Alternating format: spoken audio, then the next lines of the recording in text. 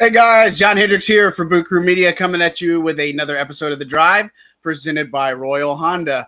It's Thursday. Football's back. Got Rams and Bills about as good as it can get, right? Football is going to be back on Sundays, Saturdays, Thursday nights, every day, right? Almost. And it's an exciting time for the Saints. We got our look at them for the second time this week for the injury status update. And so before we get much into that, let's kind of start with obviously the biggest news of the day, which is Erik McCoy getting locked up to a 5-year contract extension worth $63.75 million with $40 million guaranteed money. Smart move. That's just really about the only way you can slice it. Erik McCoy is one of several players that, coming into this season, was facing a contract year. Marcus Davenport's another one. David Onyemata. When he had C.J. Gardner-Johnson, he was another. Deontay Hardy.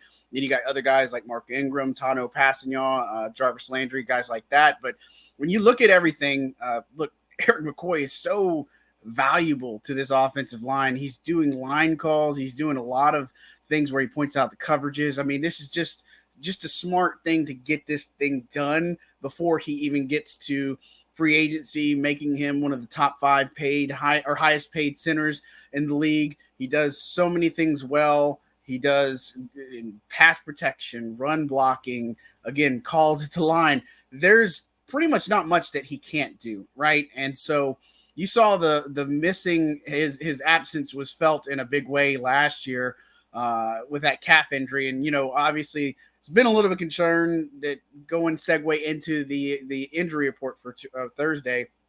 Limited again, calf injury, right calf is everything that we can see. Again, but he's practicing. So I don't think there's too much cause for concern there. Michael Thomas is back again on the limited basis, hamstring injury. And if it's limited, man, I tell you what, he looks great. He's running around well. He in the actual, open portion. And just so you only get to watch about 20, 25 minutes, if you will. But, with that observation time, you get to see a good bit. And it's really put your glasses on or your binoculars and all that good stuff and pay attention to all the good stuff that's happening. So that's good news to see Michael Thomas, Erik McCoy on track to potentially play. JT Gray is another one dealing with a hamstring injury. He was working off to the side today. Not as optimistic there, but again, he's around. Same thing with Landon Young. He did not practice today. Around again, he's dealing with a hip injury. Being around is good. If they were just missing, that would be something else entirely. But really the concerns right now going into week 1's matchup with the Falcons, Traquan Smith is dealing with an actual groin injury, not his shoulder, but a groin injury. We didn't see him today. Paulson Adebo, he's dealing with an ankle injury. Didn't see him today. But again, just because we don't see him out on the field doesn't necessarily mean they're not in the building, the facility. Saw some of these guys in the locker room, obviously, or just being around. Being that it's the second injury report, not much reason for being optimistic about Adebo's availability for Sunday. But again, it's one of those things we'll see, right? And look, this is a matchup where you don't really, I guess, say you need Adebo in the lineup. Bradley Roby, we talked to him in the locker room. This guy's ready. He's played 9 years in the NFL. There's no reason that the veteran Bradley Roby can't start opposite of Marshawn Lattimore in week 1. Look, the biggest challenges is obviously Kyle Pitts, Drake London, if he plays. They got Zacchaeus from last year. I mean, how they use Cordero Patterson is going to be another one. But look, I think this is a game where you don't have to have Adebo. You want him playing, right? Because he was looking so good in training camp, MVP for a lot of us. And, it's unfortunate that the ankle injury might sideline him for this one. But again, Friday is the telltale sign for us, right? We get all the injury designations. And then, if they're ruled out, that means obviously they're not going to play unless something crazy happens. And then if they're deemed questionable, it's, probable, can go either way. It's just one of those things you just got to kind of pay attention to. But obviously, you're going to start the season off in Atlanta. They got 3 straight division opponents. You got a really, really important one at the Dome the week after the Falcons when hosting the Bucks, and then you got Carolina on the road, and then you got London, a home game against the Vikings. So, look, again, is there a need to rush Adebo out if he's not 100%? No. Could he play if he's 80, 85%?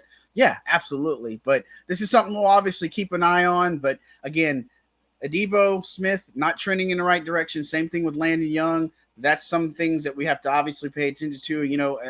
The depth at tackle is a little bit light right now. You're only having James Hurst, Ryan Ramczyk, and then obviously Forrest Lamp out there. And so, again, you can mix some other guys out there. You could potentially, kick out some guys.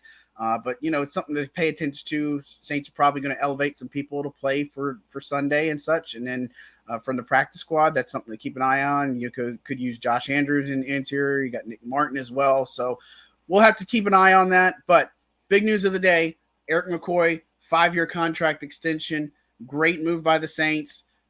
Don't let him hit the open market that way, and it keeps this offensive line continuing to run the way it should. I'm looking forward to big things out of the Saints offense on Sunday. It starts with obviously Alvin Kamara. Jameis Winston's going to do extremely well, I believe, with all his weapons. Michael Thomas, I'd be really surprised if he doesn't play in this game. But, look, we'll see how it is. It's Sunday, any given Sunday. I know the Saints are favored, about a 5.5-point favorite. I believe they should win this game. But we'll have to see how everything looks, all the talk, all the things that we've looked at. It all comes to this. Stay tuned to Boot Crew Media for more. And again, thanks to Royal Honda for producing today's show. I'm John Hendricks signing out. Thanks.